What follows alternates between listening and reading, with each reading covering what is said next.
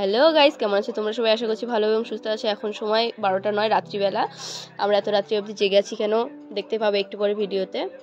আমি, মা আর লিও জেগে আছি। লিও আমাদের সঙ্গে সাধারণত জাগে না, আজকে দিদিভাইয়ের বার্থডে বলে আমি আর মা জেগে আছি, ওই জন্য ওও জেগে আছে। মানে আমরা শুয়েই পড়েছিলাম রীতিমতো, কিন্তু দিদিভাইয়ের ঘুমানোর অপেক্ষা করতে করতে আমরাও শুয়ে পড়ছিলাম। তো হঠাৎ করে অ্যালার্ম বেজে ওঠায় আমি উঠে গেছি। তো আমি মাকে ডাকলাম আর সঙ্গে লিও জেগে গেছিলো।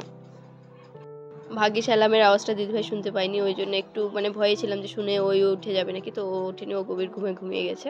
তো আমি আর মা সব কিছু রেডি করে নিচ্ছিলাম আর আমাদেরকে হেল্প করে দিচ্ছিল লিও। এবার চলো দিদিভাইকে ডেকে নিই।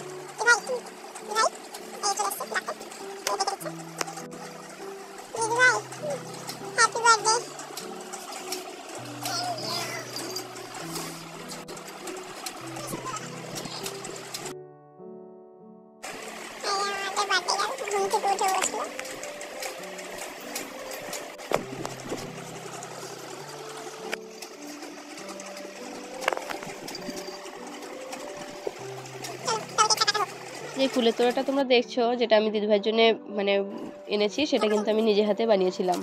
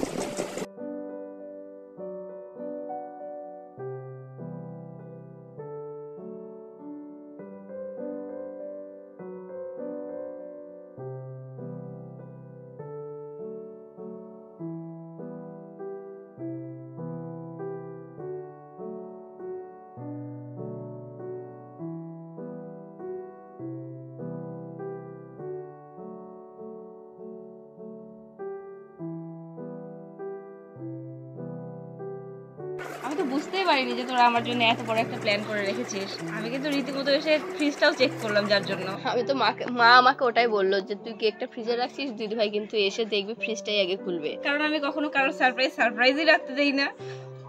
আর এসে কি করেছে, ও ডিউটি থেকে আসলো, এসে ব্যাগ রাখলো, ড্রেস চেঞ্জ করলো, ফ্রেশ হলো, ফ্রেশ হয়ে ফ্রিজের এদিকে ওদিকে খুঁজছে। আমি তো ভাবছি ও নিশ্চয়ই খুঁজছে আমি কোথায় কি লুকিয়ে রেখেছি। আমি তো ভাবছি আমিও সেরকম কেকটাকে লুকিয়ে সামনে বোতল দিয়ে একদম এমনভাবে রেখেছি যেন বোতলই রেখেছি, কোনো কেক ফেক কিছু নেই বা ওর জন্য কোনো সারপ্রাইজ নেই। আর ওর যেটা গিফট ছিল সেটা আমি আমার যেটা লাগেজ আছে সেই লাগেজের ভেতরে ঢুকিয়ে রেখেছিলাম যাতে ও বুঝতে না পারে।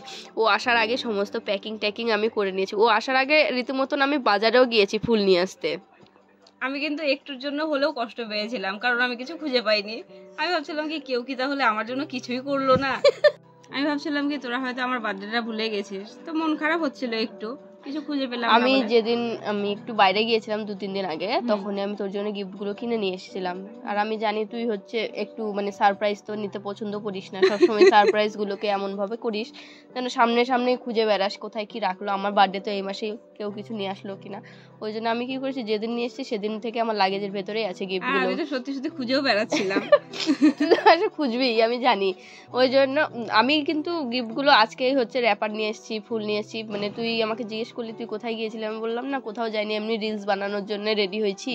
ওটাই আমি তোকে বললাম, ওই জন্য যে রিলস বানাচ্ছিলাম ওই জন্য রেডি হয়েছি। ওই জন্য আমি ঘুমোতেও যাচ্ছিলাম না, তোরা তো বারবার করে জোর করছিলিস ঘুমাবি না।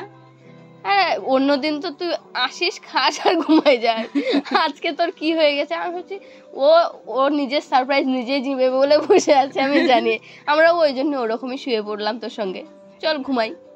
ওই জন্যই তো ভাবি যে মশারিটা কেন টানালি না। বলে আজকে মশারি টাঙাবো না, মশারি ছাড়াই ঘুমাবো। আমি তো আর বুঝতে পারিনি যে ব্যাপারটা কি। মানে ও হচ্ছে এমন একটা মানুষ, ওকে কেউ সারপ্রাইজ দিতে পারবে না। মানে ওর জন্য যদি কেউ কোনো রকমের মানে খুব গোপনেও যদি সারপ্রাইজ মানে ওর জন্য প্ল্যান করা হয়, তাহলে ও কি করে সেখান থেকে মানে খুঁজে বের করে নিয়ে আসে। এমন ভাব যেন ও সিআইডি মানে গোয়েন্দা গিন্নি হয়ে গেছে, কোথায় আছে। একদম আমাদের লিও যেরকম কোথাও ওর জন্য কিছু লুকিয়ে রাখা যায় না, সব ভেতর থেকে বের করে নিয়ে আসে, ওই তেমন আমাদের দিদিভাই, ওর জন্য কেউ কোনো সারপ্রাইজ রাখতে পারে না। ওই জন্য আমি সবকিছু লাগেজের ভেতরে এমনভাবে প্যাক করে রেখেছি যেন ওর জন্য কোনো সারপ্রাইজই নেই। কিন্তু থ্যাংক ইউ সো মাচ এত সুন্দর একটা প্ল্যান করার জন্য।